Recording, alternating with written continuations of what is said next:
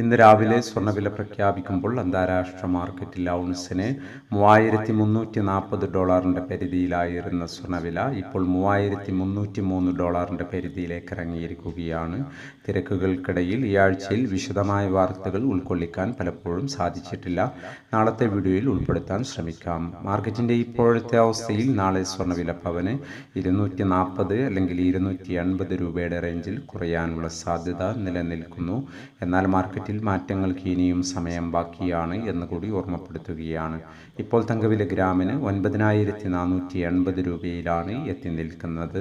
എല്ലാ വ്യൂവേഴ്സിൽ നിന്നും ഒരു ലൈക്ക് പ്രതീക്ഷിച്ചുകൊണ്ട് ഇന്നാദ്യമായി വീഡിയോ കാണുന്നവർക്കായി ഇന്നത്തെ സ്വർണ്ണവില ഒന്നുകൂടി പറയുന്നു.